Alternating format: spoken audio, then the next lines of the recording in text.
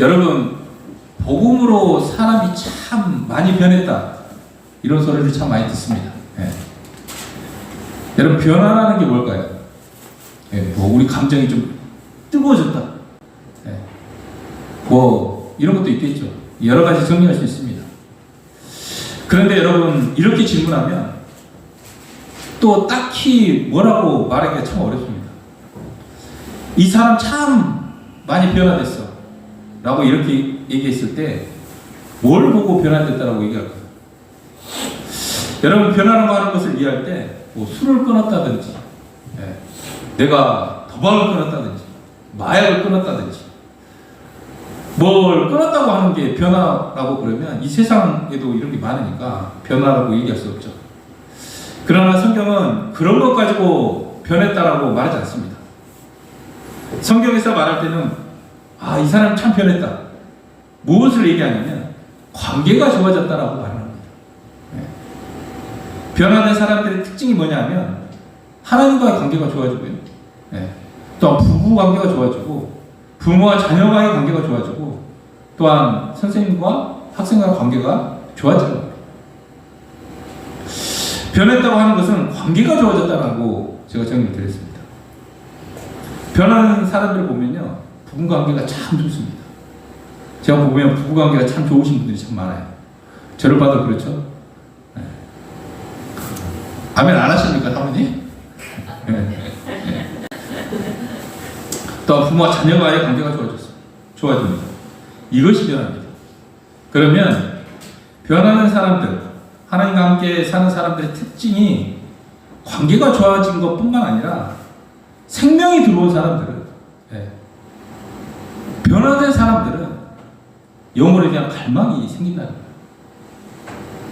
단순히 어떤 관계의 변화만 추구한다 그러면 그것은 반쪽짜리입니다. 진짜 변화된 사람은 관계가 좋아질 뿐만 아니라 전도와 선교로 영혼에 대한 마음이 생긴다는 사실입니다.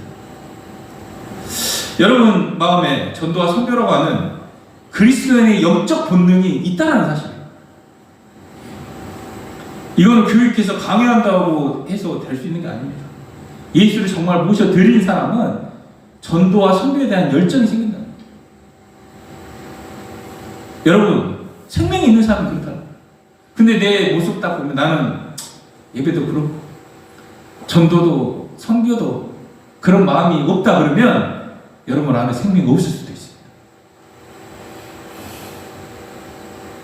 정말 옆에서 사람이 죽어가고 있는데 관심이 없다고 했을 때 그 사람은 여전히 자기 속에 갇혀 있다고 말할 수 있습니다. 정말 내가 변화됐다고 하는 사람들, 내가 생명이 들어왔던 사람들 특징이 뭐냐면 생명에 대한 열정이 있고 갈망이 있고 그 영혼에 대해서 찾아가게 되고 그렇게 하는 것이 바로 생명이 있는 사람들의 특징입니다. 오늘 말씀의 제목 한번 보겠습니다. 하나님을 만나라, 그리고 날마다 만나라. 이것이 진짜 신앙이다라고 정했습니다. 진짜 신앙이 뭐냐? 아이고 영접 딱 한 번 하고 땡! 이게 아니라 진짜 신앙생활은요, 진짜 신앙에는요, 날마다 하나님을 만나는 거예요. 이게 진짜 신앙이에요. 여러분, 초대교회 성도들이 구원을 받은 후에 무엇을 했을까요? 오늘 그거를 보기를 원합니다. 뭘 했을까? 복음 안에는 원래 어떤 능력이 있냐면 나의 생명을 조금도 귀한 것으로 여기지 않는 능력이 있습니다. 히브리서 11장 24절 볼까요? 있습니다. 시작. 믿음으로 모세는 장성하여 바로의 공주의 아들이라 칭함받기를 거절하고. 모세가 장성했습니다. 그런데 모세가 장성을 했는데 바로의 공주의 아들의 칭함을 거절합니다. 공주의 아들이라 하는 것을 뭘 의미하겠어요? 모세가 나이가 들었어요. 이제 돈 맛은 압니다. 그렇죠? 돈이 얼마나 능력이 있고 삶을 편안하게 만들고 얼마나 행복하게 만들지 왜 몰랐겠습니까? 그런데 모세가 장성했는데 그 모든 것을 거절해버립니다. 두 번째, 거절하는 걸로 끝난 게 아니라 25절 말씀 있습니다. 시작. 도리어 하나님의 백성과 함께 고난받기를 잠시 죄악의 낙을 누리는 것을 것보다 더 좋아하고. 여러분, 복음의 능력 안에는 뭐가 있다고 그랬죠? 자기 생명을 조금 더 귀한 것으로 여기지 않을 수 있는 능력이 있고, 두 번째 능력은 세상의 어떤 명예도 어떤 물질도 거절할 수 있는 능력이 있다는 이 복음 안에. 함께 고난받는 걸 더 좋아하는 것이 복음 안에 있다는 사실입니다. 세 번째, 복음 안에 어떤 능력이 있냐면요, 비합리적인 행동을 하게 만듭니다. 100마리 중에 한 마리를 잃어버렸습니다. 근데 99마리를 뜰에 두고 한 마리를 찾아만 갑니다. 얼마나 이게 비합리적입니까? 목자가 없는데 그때 늑대나 이리가 와가지고 잡아먹으면 어떡합니까? 그런데 한 마리를 찾았는데 또 어떻게 해요? 온 동네 사람들을 모아다가 잔치를 벌입니다. 그 한 마리 양의 비용보다 잔치 비용이 더 많이 들어가요. 복음의 능력을 가진 사람은요, 이렇게 비합리적인 행동을 한다는 겁니다. 그런데 우리의 모습은 어떻습니까? 이들과 똑같이 복음을 알고 있어요. 그런데 우리 가운데 이런 모습이 나타나지 않고, 또한 그렇게 살지 않는 모습이 우리의 모습입니다. 그들과 아는 복음 다르지 않습니다. 똑같습니다. 근데 과연 문제가 무엇인가? 여러분, 이 복음 안의 능력이 얼마나 깊고 얼마나 선명하느냐에 따라서 이 복음의 능력이 이 정도까지인데, 우리는 어느 정도까지 알고 그냥 멈춰버리고 있다는 사실입니다. 내가 구원받고 복받는 거 어느새 여기서 다 멈춰버렸어.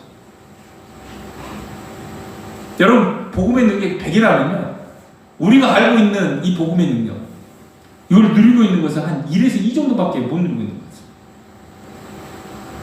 여러분, 복음의 능력을 제한하지 마시기 바랍니다. 아멘.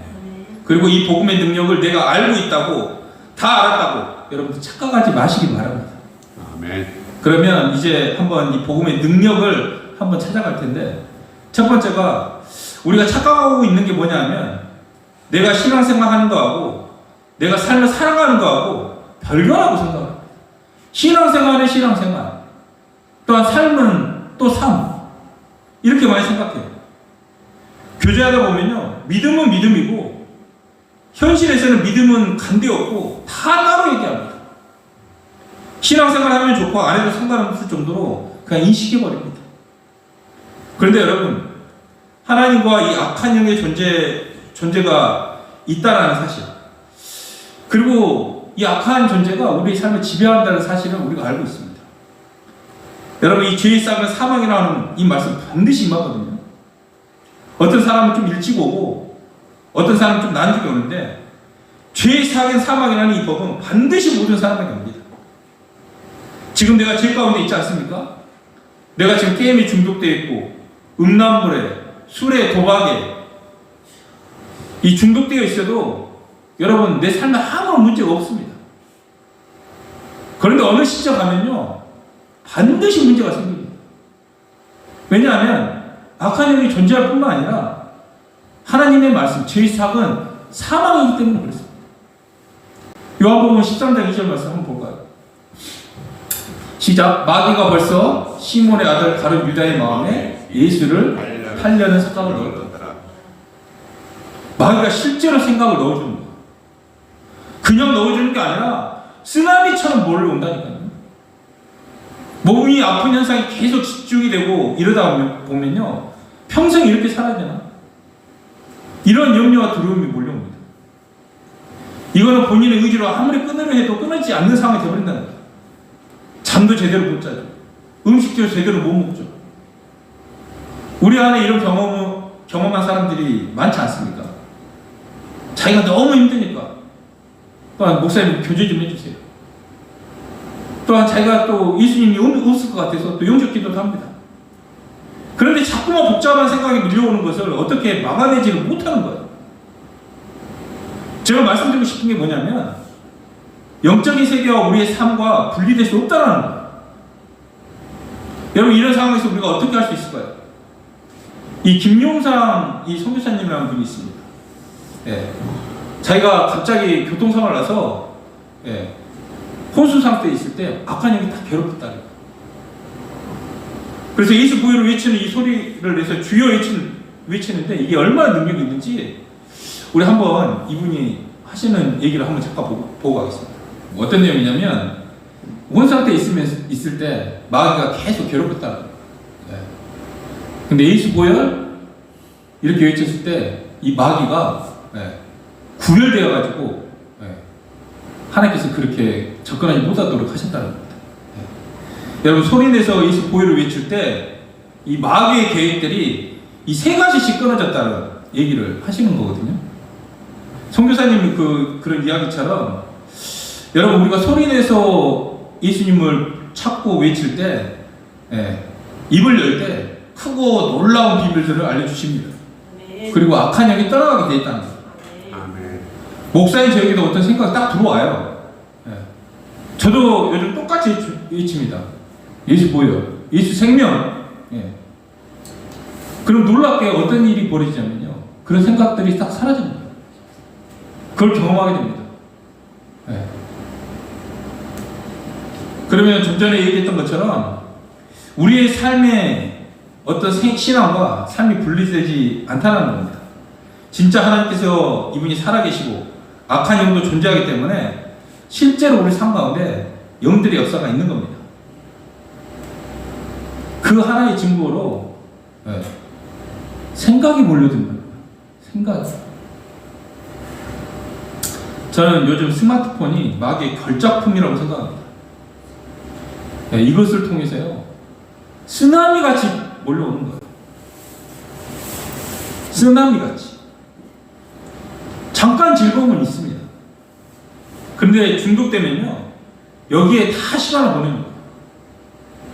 우리가 좀 끊을 필요가 있어요. 정말 백개 무익하지 않습니까? 그러면 이런 세상에서 삶과 신앙이 분리되지 않기 위해서는 여러분 이분을 만나야 됩니다. 그리고 날마다 이 예수님과 함께 살아야 돼요. 그러면 어떻게 하나님을 만날 수 있을까? 이 질문이 너무나 놀랍지 않습니까? 하나님을 만난대요. 보이지도 않는 하나님을 만난다는 것 이 자체가 굉장히 추상적이고 감각이 우리가 없지 않습니까? 만져보면 믿겠는데, 보면 좋겠는데, 보이지도 않는 하나님을 만날 수 있다? 이거 참 쉽지 않은데, 여러분 하나님을 만날 수 있을까요? 네, 이거 exactly 정확히 만날 수 있습니다. 제가 늘 얘기했지만 이 악한 영이 사람을 지배하지 않습니까? 또한 사람의 마음이 자기 집이라고 얘기하잖아요. 여러분 정말 내 안에 악한 영들이 있어요. 근데 이분이 정말 들어와야지만 이 악한 영이 떠나가는 거예요. 여러분 내 안에 이분이 들어오시면, 생명이 들어오시면 사람은 변하게 돼 있다는 사실입니다. 그런데 여러분 한번 생각해 보길 원합니다. 언제 이분이 들어오실까요? 언제 들어오시냐는 사실입니다. 예수님의 이름을 믿을 때,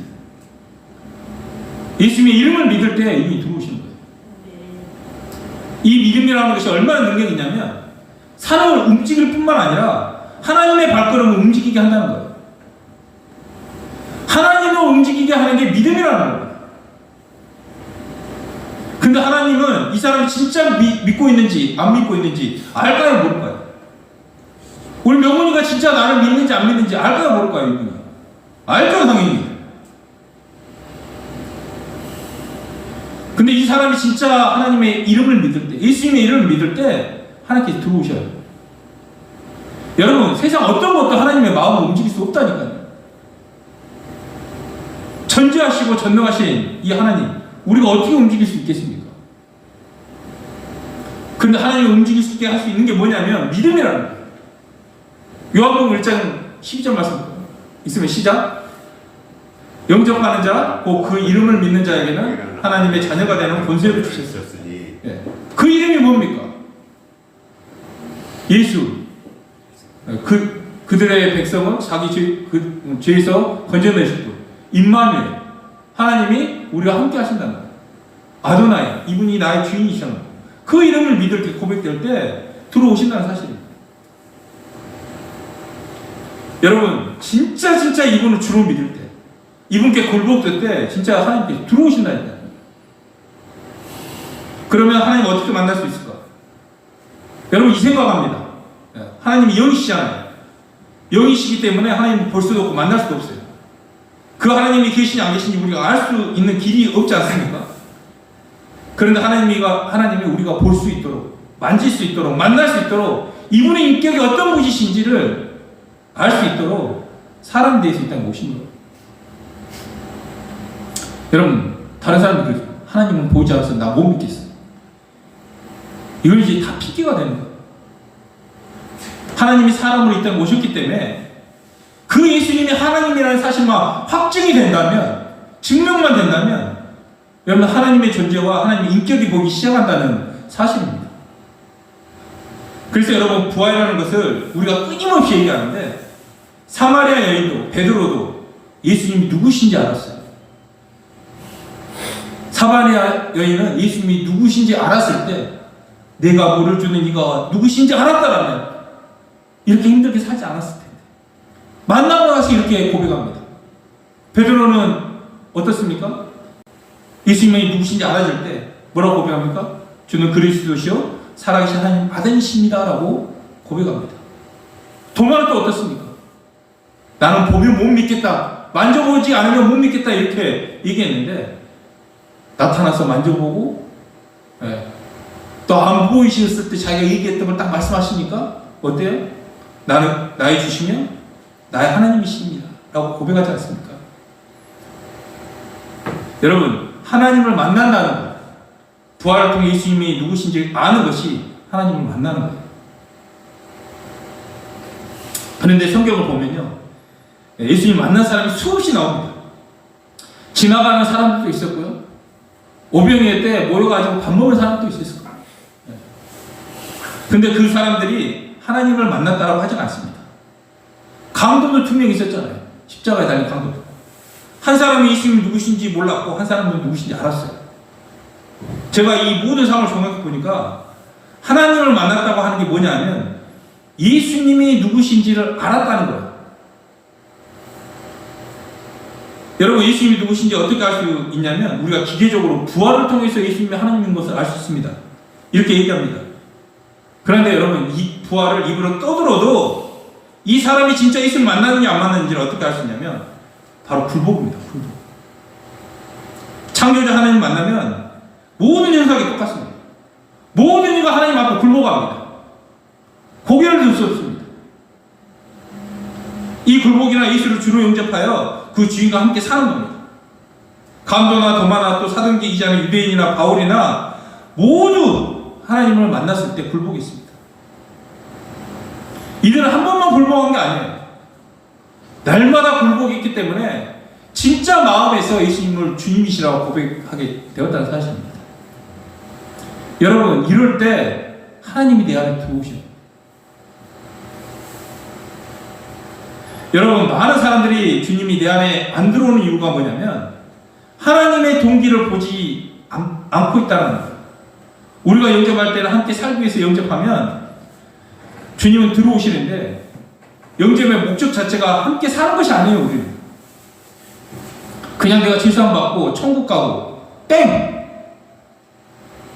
이러면 여러분, 하나님 들어오시지 않으세요. 리스트로벨리 저서 예수는 역사라는 책을 보면 모든 문제를 푸는 열쇠라는 챕터가 있습니다. 이분이 이런 얘기를 합니다. 여러분, 예수는 정말 다시 살아났는가? 아니면 그렇지 않는가? 여러분, 지금 우리가 안고 있는 문제들, 건강의 문제, 생활의 염려, 직장의 문제, 결혼의 문제, 모든 문제들, 모든 문제의 답이 이 질문 안에 있다는 이분이 이렇게 얘기합니다. 예수는 정말 다시 살아났는가? 아니면 그렇지 않는가? 내가 세상 모든 종교의 진리는 물론 인생 자체 목적의 의미도 이 한 가지 핵심의 문제로 귀결된다라고 얘기하고 있습니다. 여러분, 이 문제가 풀리면요, 모든 인생의 문제도 풀립니다. 모든 문제가 해결된다는 것은 모든 문제가 사라진다는 것이 아니라 모든 문제의 답을 알게 된다는 의미입니다. 여러분, 예수님이 부활하셨으면 예수의 그 모든 말씀이 진리라는 거예요. 그 진리의 말씀을 우리에게 답을 주시는 거예요. 진리가 너희를 자유케 하리라. 모든 염려 뭐라고 하십니까? 맡기라고 하시지 않습니까? 그렇지 않아요? 네. 여러분, 우리가 갖고 있는 문제들 있지 않습니까? 그 모든 문제의 답이 바로 이 복음 안에 있다는 거예요. 염려는 맡기면 되는 거고, 기도와 간구로 아뢰면 되는 거고, 또 주님이 하실 것을 감사함으로 고백하면 되는 거예요. 뭘 그렇게 걱정하세요? 안 믿는 거라니까요. 오늘 이제 함께 사는 문제를 좀 얘기하는데, 예수님이 이 땅에 오신 목적이 나와 함께 살기 위해서 오신 거예요. 그러면 여러분, 우리는 어디 쪽에 비중에 가 있냐면, 첫 번째 하나님 만나 구원받는 쪽에 많은 비중이 가 있습니다. 나는 구원 받아야 돼. 왜? 지옥 가기 싫으니까. 그래서 많은 사람들이 여기에 초점을 두고 살아갑니다. 내가 구원을 받았냐? 오늘 부주제가 뭐냐면, 구원받은 다음에 뭘 했냐라는 거예요. 복음을 들었어요. 하나님 사랑을 느꼈어요. 그리고 영접하기로 결심했어요. 거기서 끝납니까? 구원받은 다음에 뭘 했냐? 여러분, 진짜 신앙이 뭡니까? 날마다 하나님 만나는 게 신앙이에요. 날마다 만나요. 이 만난 사람들이 함께 살아가야 되지 않습니까? 근데 대부분이 함께 살려고 하는 목적이 아니에요.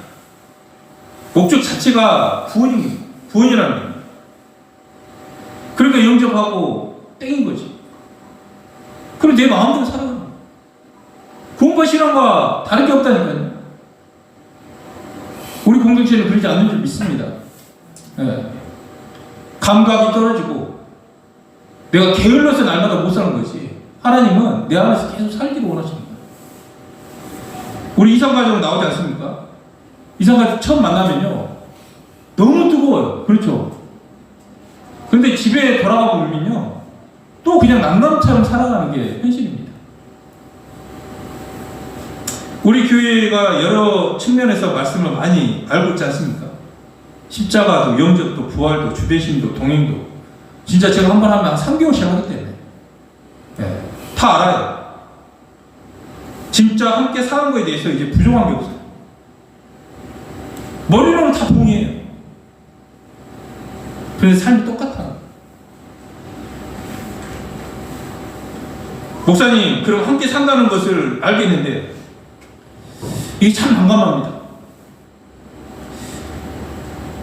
우리 오늘 제목이 날마다 하나님을 만나라 이건데, 목사님 어떻게 만나야 됩니까?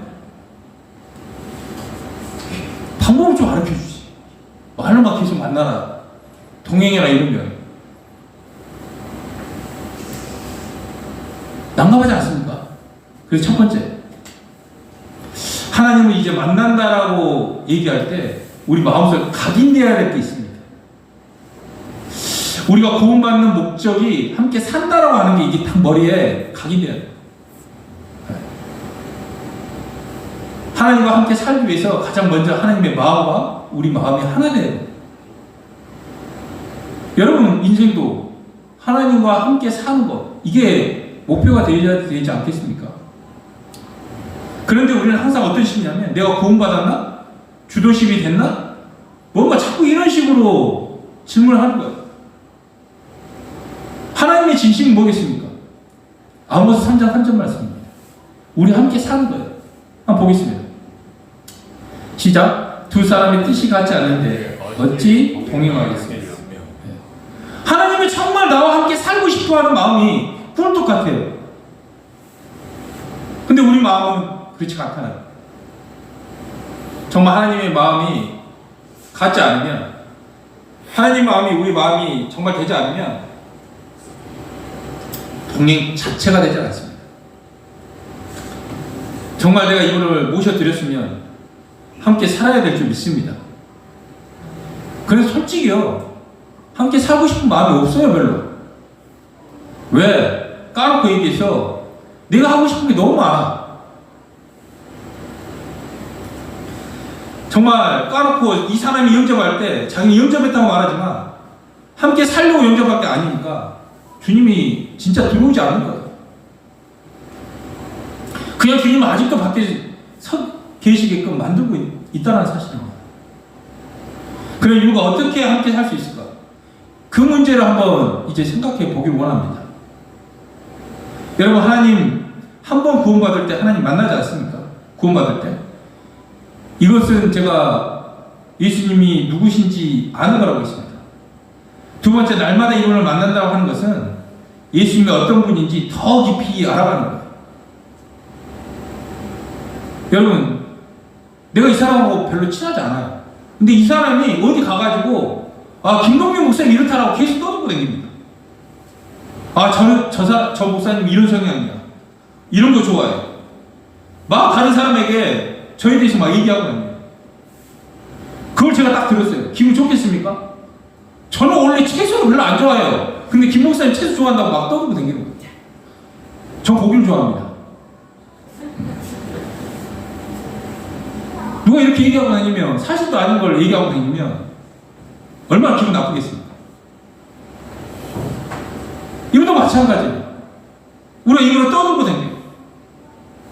야, 이분이 사랑이 많으시니까 이 정도는 해도 한 용서해 주셔요. 믿는 사람이 이렇게 된 거예요. 하나님 그 사람 어떻게 보겠습니까? 야, 용서는 십자가를 통해서만 용서할 수 있는데 얘가 이런 식으로 얘기하고 다녀? 하나님 기분 나쁘겠습니까? 좋겠습니까? 우리가 똑같다라니까요. 예수 믿는 사람은 나는 머리를 알고 있고 의심 안 돼. 살지도 않는데 자기 사는 것처럼 얘기하고 다니면 밖에 서 계시는 분이 얼마나 기분 나쁘겠습니까? 이해가 됐습니까? 쏙쏙 들어오자죠. 여러분, 날마다 하나님을 만난다는 개념이 뭐냐면 하나님을 더 깊이 알아가는 거예요. 그리고 더 사랑하는 거예요. 더 사랑하는 거예요. 알아가는 거예요. 여러분, 예수님에 대해서 알고 계십니까? 예수님의 사랑을 아십니까? 정말 이 사람을 사랑하다 보니까 이분이 뭘 좋아하고 뭘 싫어하는 걸 알죠. 알게 되는 겁니다. 그래서 하나님을 만난 사람, 날마다 만나면 어떤 고백을 딱 하냐면 예수님 너무 좋아. 아멘. 이 고백이 되는 거예요.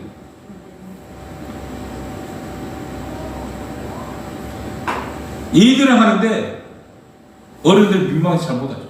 예수님 제일 좋아. 못해요, 잘. 예수님 좋으십니까? 좋아야 한다니까요. 아멘. 그런데 이 고백이 날마다 되어지지 않는 게 우리의 현실입니다. 다른 거 물어볼 필요 없어요. 하나님 만나고 있는 사람들의 가장 큰 특징이 하나님 너무 좋고 그 하나님을 더 사랑하게 된다는 거예요. 제가 50줄에 딱 들어서 보니까 이제 별로 하고 싶은 것이 없어요. 별로. 다른 분들은 그렇지 않을 수 있습니다. 아직도 돈에 대한 욕망, 돈 더 벌어야 된다. 자격증을 조금씩 따야 된다. 삶이 더 나아진다. 이런 성취를 위해서. 제 나이 돼 보니까 이제 별 욕심이 없다. 그렇다고 제가 게을러서 그러지 않습니다. 다른 거 이루고 싶지 않은 거예요. 그러면 저 목사님 비전도 없고 희망도 없고 우리 교회 이 정도 이대로 가면 괜찮은가? 그렇게 생각할 수 있는 사람도 있겠습니다. 그게 아니라 이제 이분을 더 알고 이분과 함께 살아가는 게 이제 인생의 소망이 됐다는 사실. 여기서 돈 좀 더 벌면 뭐합니까? 좀 더 가지면 뭐합니까? 이제 필요하다 그러면 진짜 복음이 필요한 곳에 가가지고 좀 전도를 하고 거기서 조금 기도하고 세워주고 그 외에 없을 것 같아요. 그렇다고 해서 목사님 따라서 다 불편하고 이게 아니라 별로 큰 소망이 없더라고요. 이거 왜? 여러분, 제가 기도하는 제목 중에 하나가 있는데, 여러분, 복음이 기쁜 소식이잖아요. 네. 기쁜 소식 아닙니까? 근데 기쁘지가 않는 거예요.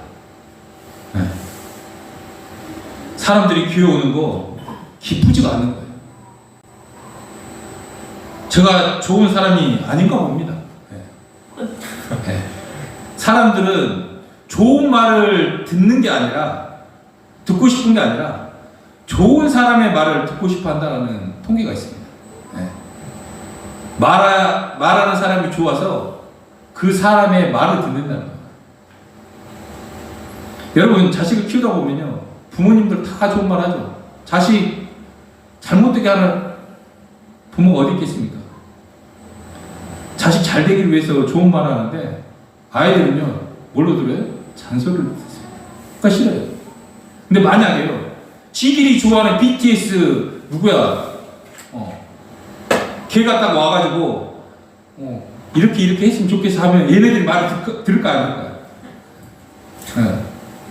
너하고 뭐 아침에 신문 배달해 5시에 일어나서 BTS 어떤 멤버 중에 하나가 딱 얘기하면 지가 좋아하는 거 할 겁니다. 그렇지 않겠습니까? 근데 자기가 싫어하는 말, 엄마가 얘기하면 좋은 말이라도 듣질 않는 거예요. 그래서 제가 고민 중에 있는 게 하나 있습니다. 내가 어떻게 하면 여러분들에게 좋은 사람이 될까? 네. 내가 어떻게 하면 우리 지체들에게 기쁨이 될까? 그런 기도를 가지고 기도하고 있습니다. 제가 좋은 사람입니까? 나쁜 사람입니까? 대답 안 하는 사람이 있습니다. 제가 그래서 나쁜 사람인가 봅니다. 네. 여러분, 우리가 날마다 이분을 만나면 이분이 너무너무 좋아요. 그래서 우리 한번 구체적으로 한번 얘기해 보겠습니다. 다른 데는 구체적으로 얘기 안 해요. 그렇죠? 네. 저니까 구체적으로 얘기합니다. 네. 구체적으로 해줘야지 그게 따라가니까. 그렇다고 수준이 낮다는 얘기는 아닙니다. 네. 네. 날마다 만난다는 게 뭔지 알았지 않습니까? 그리고 이제 이분과 관계를 맺는 게 구원받았다는 관계의 시작이다. 이걸 알지 않았습니까? 여러분, 사람의 구원은 끝이 아니라 관계의 시작이에요. 내가 구원받았다! 이렇게 딱 됐을 때는 뭐냐면 하나님과 관계가 시작되었다는 뜻입니다. 여러분, 구원받았다고 하는 것이 관계의 시작점이라는 거예요. 근데 우리는 구원받았다는 게 이게 끝이라고 생각하고 종점이라고 생각합니다. 이게 아니라는 거예요. 관계가 죄를 끊게 하고 삶을 변화시킵니다. 이분을 더 사랑하고 더 알아가면요, 알아간 만큼 삶이 변한다는 사실입니다. 관계가 나빠지면 절대 삶을 변하지 않습니다. 이분을 알고 이분을 더 사랑하는 만큼 죄에서 멀어지게 된다는 거예요. 이분을 더 신뢰하게 된다는 사실입니다. 그러면 이제 중요한 이야기입니다. 그러면 이분은 어떻게 알아갈까? 좀 더 구체적으로 오늘 좀 예리하게 여러분들 좀 들었으면 좋겠어요. 우리가 이제 좀 전에 말씀드린 구원받은 다음에 뭘 했냐라고 제가 보는 거죠. 날마다 만나는 건데 어떻게 하면 날마다 만날 수 있을까? 제가 날마다 만난다는 정의를 해드리지 않았습니까? 날마다 만난다고. 네. 이분을 더 알아가고 더 사랑해가는 거죠. 이게 알아가는 거예요. 이게 이제 날마다 만난다는 점입니다. 그러면 더 사랑하고 더 알기 위해서 뭘 해야 될까요? 첫 번째, 여러분 성경을 보면 예수님이 우리를 고아와 같이 내버려 두지 않고 성령을 보내주셨다라고 약속하셨습니다. 그 성령이 언제 오셨냐면 사도행전 2장에 나왔습니다. 예, 성령이 우리 안에 들어왔습니다. 그러면 들어오니 성령님이 무슨 일을 하냐면 고린도전서 2장 10절 말씀입니다. 시작. 오직 하나님의 성령으로 이것을 우리에게 보이셨으니 성령은 모든 것, 곧 하나님의 깊은 것까지도 통달하시느니라. 아멘? 하나님의 마음을 알게 하신다는 거예요. 그러면 이분은 이제 알게 되었는데, 첫 번째 이분을 이제 알게 할 때 우리가 이제 중요한 건, 이런 이분이 알려면 뭘 해야 됩니까? 성경을 읽어야 됩니다. 대화를 해야지 이 사람이 어떤 생각을 가지고 어떤 사람인지, 어떤 인격을 가지고 있는지를 알고 있지 않습니까? 여러분, 하나님 알려면 성경을 읽어야 돼요. 아멘. 네. 여러 가지가 있겠죠. 찬양할 때도 역사하시고, 또 예배 가운데도 역사하시고, 지체와의 교제할 때도 역사하시고, 다 맞아요. 그런데 가장 안전한 방법이 뭐냐?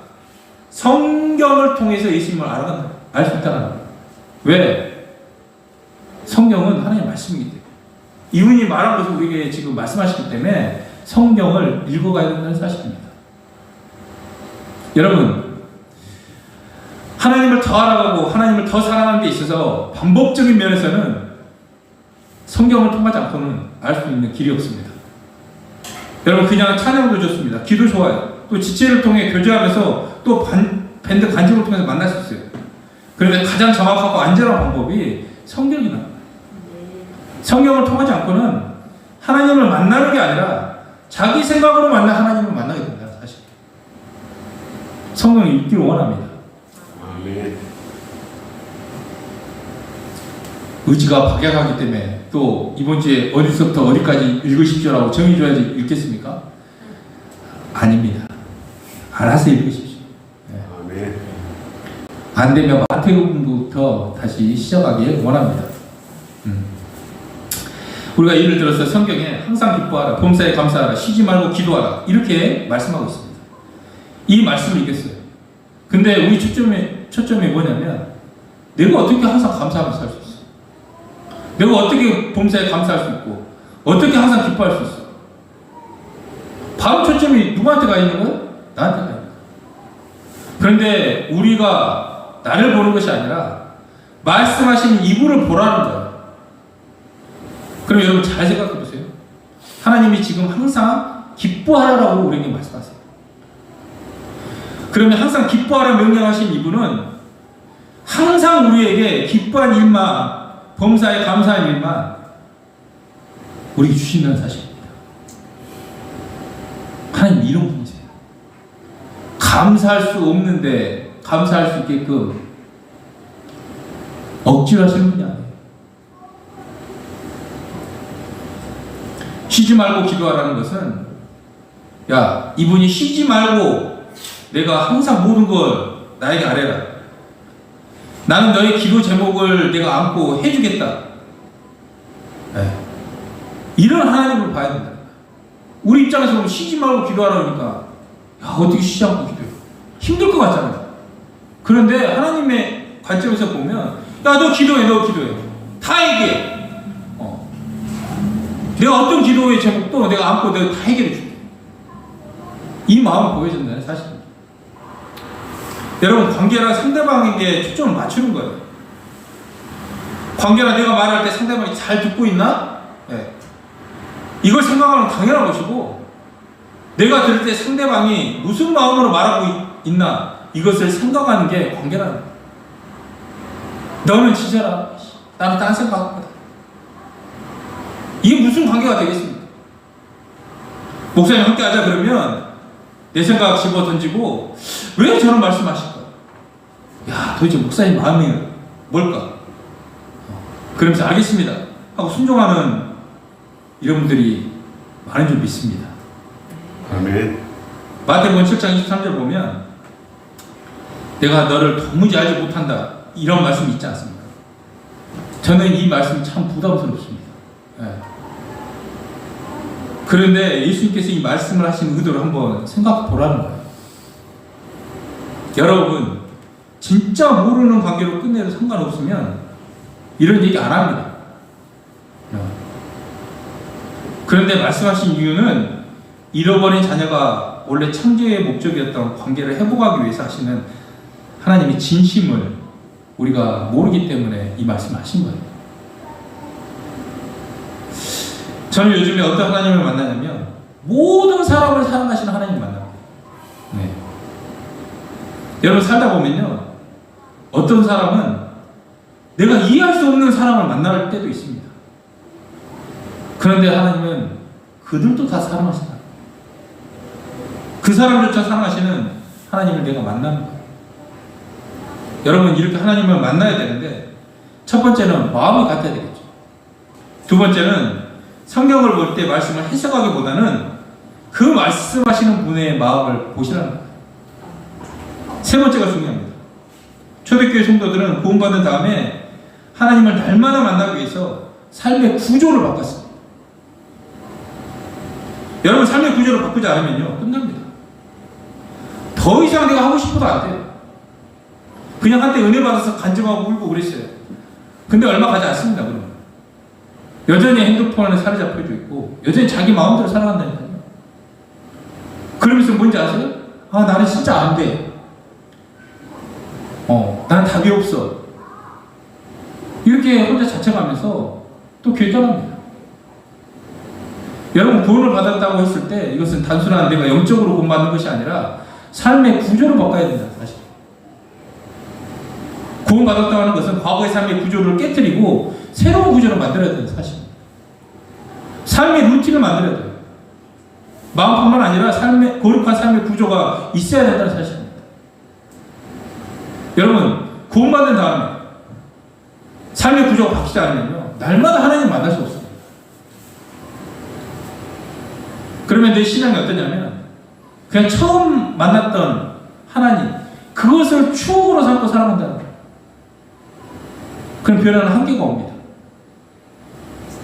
거룩한 습관이 형성되지 않는데 뭘 바꾸기를 원하십니까? 안 바뀐다니까요. 그래서 2026년도 우리 성경 통독하는 공동체 모두가 간증을 기록하고 이것을 고백하는 거룩한 문화가 형성이 돼야 된다 사실입니다.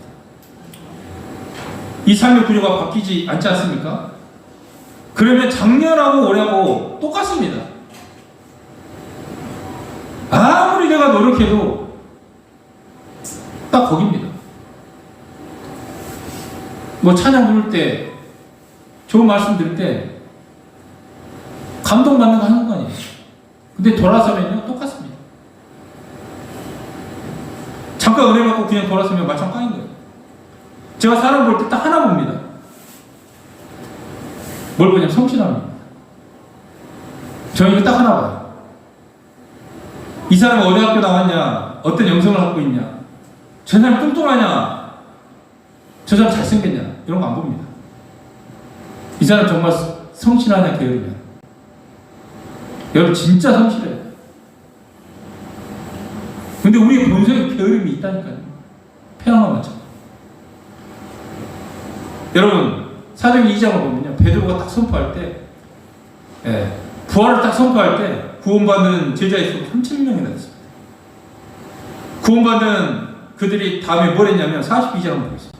이건 시작. 그들이 사도의 가르침을 받아 서로 교제하고 떡을 떼며 오로지 기도하기를 힘쓰느니라. 저희가 사도들의 가르침을 받고 서로 교제하며 떡을 떼며 기도했고 날마다 마음을 같이 해서 성전에 모였다는 이 사람들의 삶의 구조가 이렇게 바뀝니다. 하나님 만나기 위해서 이렇게 삶의 구조가 바뀌어야 될 줄 믿습니까? 아멘. 공동체와 함께하는 마음이 있어야 이게 바뀌어지는 거예요. 늘 아웃사이드로 돌지 말고 들어와서 간증 보고 아멘하고 함께 기도하고. 왜 하나님을 못 만날까? 왜 하나님을 못 만날까? 이건 딱 하나입니다. 우리가 하나님 계시는 곳을 안 갔기 때문에 못 만나는 거예요. 하나님이 여러분들 너무 만나고 싶어 하시는데 문제는 우리가 하나님의 자리로 가지 않는다는 사실이에요. 이분이 어디 계십니까? 예배 가운데 계시고 성경 안에 계시고 기록 가운데 계시고 지체 교제 가운데 계시고 찬양 가운데 계시고 또한 지체들 간증 가운데 계시고 얼마나 많은 곳에 있습니까? 그런데 그 자리에 가지는 않는 거예요. 그러면서 불평불만합니다. 왜 안 만나주시냐? 찾은 적은 있습니까? 여러분, 정말 날마다 하나님 만났으면 좋겠습니다. 그런 날마다 하나님 만나기 위해서 정말 그곳으로 가기를 원합니다. 여러분, 제가 좀 전에 하나님과 함께 사는 사람의 특징이 뭐냐면, 물론 좋아지고 있지만 전도 용어에 대한 열망이 있어야 된다, 사실. 이분이 지금 우리 안에 들어오셔가지고 뭘 꿈꾸겠습니까? 진짜 영혼에 대한 마음을 꿈꾸고 계시지 않겠습니까? 나 구원받는 거 말고, 내 삶 축복받는 거 말고, 하나님의 마음은 우리 안에서 바울같이 복음을 전하는 일에 내 목숨조차 귀하게 여기지 않는 그런 마음을 원하시는 거예요. 정말 아직 교회에 오지 않는 사람들, 또 지금 질병으로 고생하는 사람들, 정말 하나님이 그들을 지금 생각하고 계시지 않겠습니까?